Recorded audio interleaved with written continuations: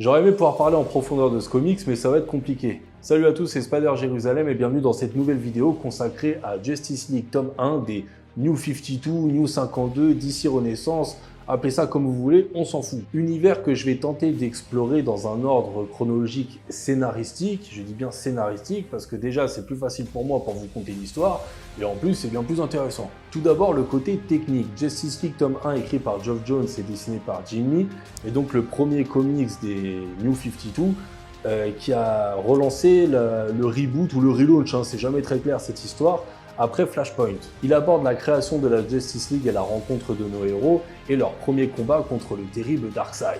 Ça commence déjà très fort.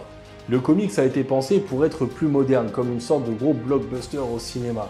Dialogue punchlinesque, explosion en grosses pages, même les costumes ont été plus modernisés. Fini les slips rouges et les slips noirs sur les costumes, place à des costumes bien plus modernes justement. Avec aussi des grosses poses iconiques, et ça a été peut-être un des défauts du comics parce qu'il n'y a pas eu un accueil commercial très favorable justement à cause de ça. On était bien plus dans un espèce de comics action plutôt qu'une écriture sur la profondeur des personnages. C'est pour ça que je disais en intro que ça va être compliqué pour moi d'en parler en profondeur. Mais est-ce qu'on peut vraiment en vouloir à un comics, un premier tome d'un reboot, de ne pas être profond et de privilégier l'action?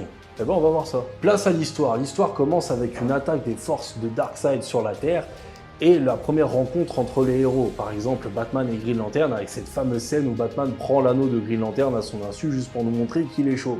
S'ensuit la présentation de Victor qui deviendra Cyborg et la rencontre entre tous les membres de la Justice League dont Superman et qui finissent par se battre entre eux. Ça ne sert absolument à rien, mais c'est stylé, les gens adorent ça. L'histoire va vite, très vite.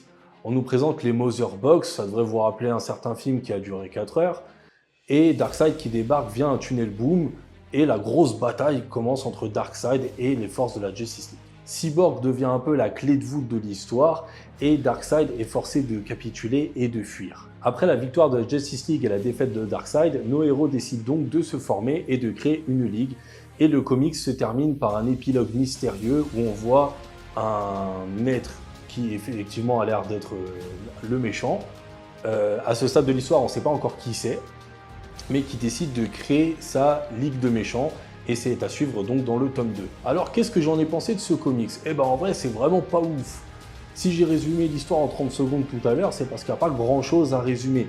Il n'y a pas d'explication de personnages, de développement de personnages, d'expliquer pourquoi ils font ce qu'ils font. Au lieu de ça, on a juste une grosse bagarre, une grosse action, et c'est tout. Et ben vous savez quoi, sachez que c'était totalement voulu. Pour les besoins de cette vidéo, je menais un petit peu l'enquête et je suis tombé sur une interview de Geoff Johns et Jim Lee en septembre 2011 sur le site Comics Alliance.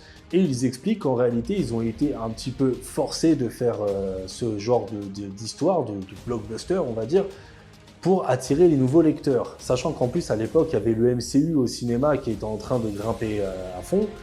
Et ils se sont dit que c'était peut-être en fait le meilleur moyen d'attirer des nouveaux lecteurs après Flashpoint, qui était sorti un mois avant. Qui avait aussi, Flashpoint, ce côté, je vais pas dire pas développement de personnage, parce qu'il y en a un petit peu, mais qui avait ce côté vraiment gros blockbuster, film d'action. Et c'est pour ça qu'en fait, ils ont décidé de partir sur ce genre de format pour le premier tome. Je vous rassure, les tomes d'après sont quand même légèrement différents pour beaucoup. D'ailleurs, même pour Superman en solo, on y reviendra. Voilà pourquoi je disais que ce comic, je l'aime pas vraiment, mais en même temps, je peux pas lui en vouloir. C'est-à-dire qu'il est juste là pour servir d'intro, pour nous montrer les personnages, de vitrine en quelque sorte. Et du coup, je sais que les comics d'après, parce que forcément je vais aussi vous les présenter, sont quand même légèrement différents. On est bien plus dans l'écriture plutôt que dans il faut montrer des personnages charismatiques sur 20. Donc si le comics paraît vide et plus porté sur l'action, sachez que c'était dans un besoin marketing et que c'était totalement voulu. Voilà, c'est la fin de cette petite vidéo consacrée à Justice League tome 1 des DC Renaissance, New 52, New 52, vous appelez ça comme vous voulez, on s'en fout parce que c'est la même chose au final. Pour la prochaine vidéo, Superman tome 1. Et là, il y a des trucs à dire.